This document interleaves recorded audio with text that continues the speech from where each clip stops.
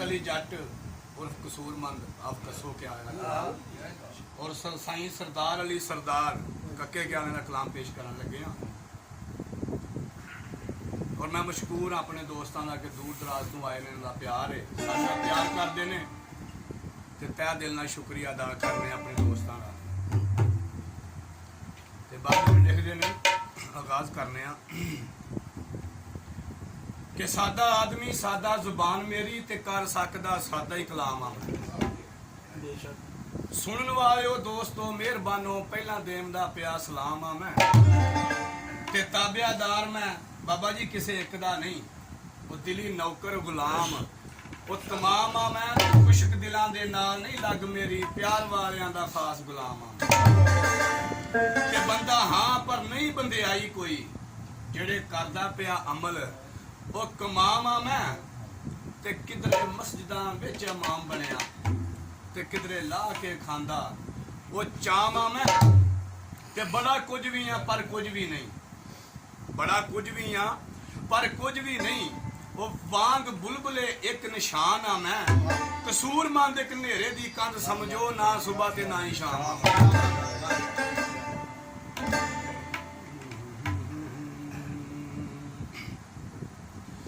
ते चल चल देना तू चल खाने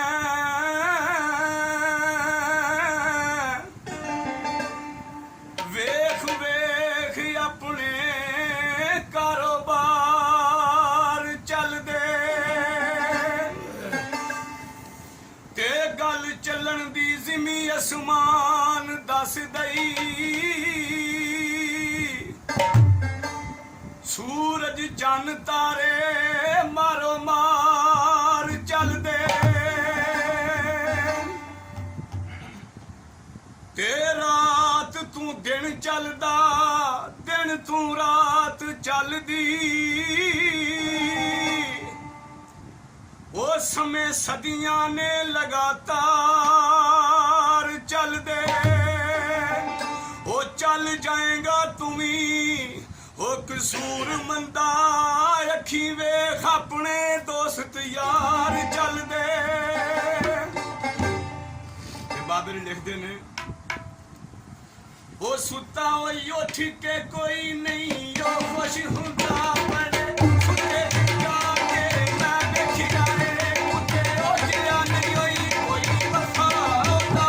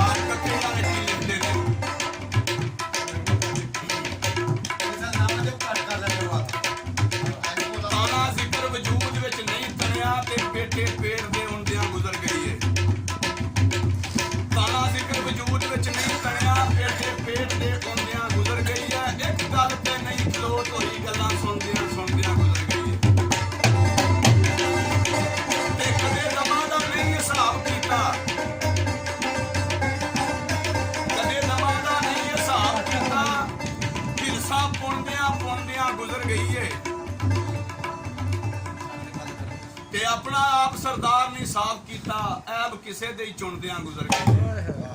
ਤੇ ਸਾਈਂ ਸਰਦਾਰ ਅਲੀ ਸਰਦਾਰ ਲਿਖਦੇ ਨੇ, ਬੱਚੀਓ ਪੰਛੀਆ ਉੱਚੀਓ ਸ਼ਾਹ